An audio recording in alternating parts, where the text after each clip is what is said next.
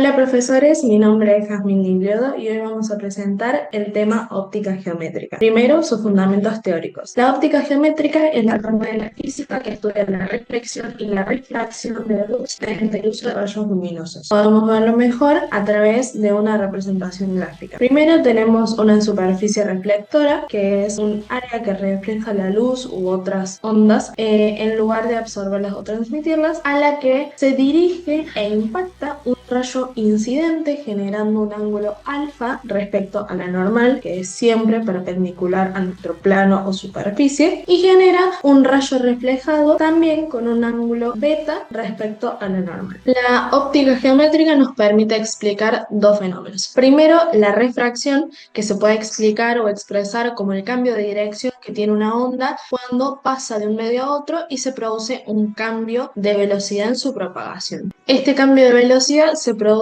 porque la luz interactúa con las cargas o átomos del material por el que está pasando, entonces se retiene durante unos instantes en ellas y luego continúa rebotando por el espacio. Sin embargo, la trayectoria se ralentiza. Hay que aclarar que la luz siempre va a la velocidad de la luz en los espacios vacíos, pero se retiene un pequeño momento en las cargas. El segundo fenómeno que explica la óptica geométrica es la reflexión. La reflexión se define como el cambio de dirección que experimenta un rayo de luz al chocar contra una superficie, haciendo que éste rebote y regrese al medio del que provenía. En otras palabras, el rayo de luz impacta una superficie reflectora y rebota, es decir, nunca se produce un cambio de un medio a otro porque siempre se mantiene en el mismo medio. Hola, yo soy Rocío Gómez, estudiante de la carrera de Ingeniería en Sistemas de Información, y a mí me toca hablar sobre el tema de aplicación ejemplo sobre espejos. En mi caso, el caso 1. Bueno, la situación inicial o la situación problemática básicamente nos va a hacer imaginar que tenemos un láser que apunta a un espejo plano donde el ángulo con el que entra la luz es igual al ángulo con el que sale. A eso se llama la ley de reflexión. Bueno, así puede plantear la situación en un dibujo. Básicamente va a mostrar el rayo láser que llega al espejo formando los 35 grados con la normal. Se puede visualizar la normal, que es la línea perpendicular al espejo y desde donde se van a medir los ángulos. A la derecha básicamente se va a encontrar la pared a 2 metros. Volviendo al análisis de este caso, de esta situación, básicamente decimos que la ley de reflexión es igual al ángulo de entrada y que el ángulo de salida. La pregunta que nosotros tenemos que resolver es a qué distancia horizontal llega la pared que está a 2 metros del espejo. La explicación es que cuando el rayo rebota está inclinado, entonces mientras avanza esos 2 metros hacia la pared también se va desplazando para un costado, cuyo desplazamiento se puede calcular utilizando las funciones trigonométricas básicas. El cateto opuesto igual al cateto adyacente por la tangente del ángulo. Entonces utilizo esa fórmula que es igual a la distancia lateral, es decir, la distancia que hay con la pared, por la tangente del ángulo. En este caso 35 grados. Una vez ya sustituido en la fórmula, nos va a quedar el resultado de 1,4004 metros. O sea, en conclusión, 1,40. Bueno, entonces podemos decir que el rayo reflejado impacta en la pared aproximadamente 1,40 m a la derecha del punto que está al frente del láser.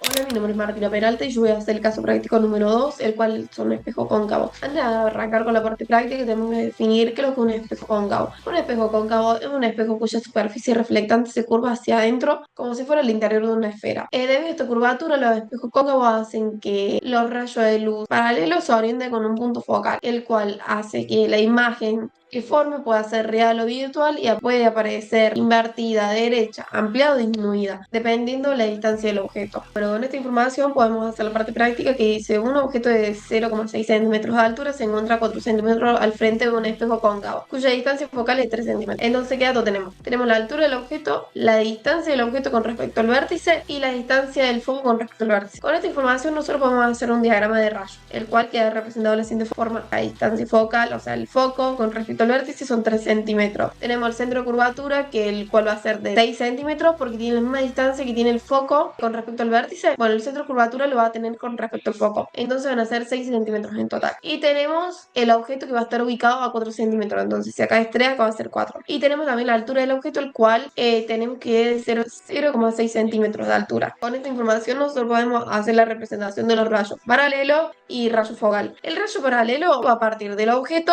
en forma recta distancia y va a rebotar intersectando el foco. En cambio, el rayo focal primero va a partir del objeto y va a intersectar primero el foco y posteriormente va a rebotar con respecto al vértice. Lo que genera esto es que haya una intersección. Esa intersección va a ser nuestra imagen. Podemos buscar la distancia de la imagen. 1 sobre la distancia de la imagen más 1 sobre la distancia del objeto igual a 1 sobre el foco. Entonces, completamos con los datos que tenemos. Hacemos un despeje e invertimos 1 sobre la distancia de la imagen. Porque nosotros no queremos saber cuánto es 1 sobre la distancia de la imagen. Nosotros queremos saber cuánto es la imagen. Nos queda que la distancia de la imagen es de 12 centímetros. Entonces, de la imagen al vértice hay 12 centímetros de distancia. También podemos buscar la altura de la imagen, la cual es por la siguiente fórmula, que es m igual a la distancia de la imagen sobre la distancia del objeto, igual a menos la altura de la imagen sobre la altura del objeto. Hacemos un despeje de fórmula. Nos queda que es igual a 1,8 centímetros igual a menos altura de la imagen, pero nosotros no queremos saber la forma negativa. Nosotros queremos saber cuánto vale la altura de la imagen positiva. Entonces, ¿qué vamos a hacer nosotros? Vamos a multiplicar los dos lados por menos 1 y nos queda que la altura de la imagen es menos 1,8. La intersección de los rayos es por debajo, o sea, es negativo. Entonces, su altura de la imagen va a tener que ser también negativa. También podemos buscar la magnificación o el aumento que tiene la imagen, el cual va a ser por la siguiente fórmula. Si nosotros resolvemos, nos queda que es m igual a 3, por lo que va a estar aumentando 3 veces la magnificación, va a ser 3 veces. Y también como m es mayor a 0, no va a quedar de que está por la derecha. Con toda esa información nosotros podemos hacer un resumen de la imagen, el cual nos dice que es una imagen invertida con respecto al objeto original, que es verdad porque está por debajo, es mayor al tamaño del objeto. Y también nos queda que esto es real, ya que lo realizamos con rayos que fueron interceptados entre sí, y también es verdadero porque nosotros utilizamos los datos ya dados. Buenas, yo soy Tera Palazini y les voy a pasar a explicar el caso número 3 de espejos convexos. Primero que nada tenemos que entender qué es un espejo convexo. Es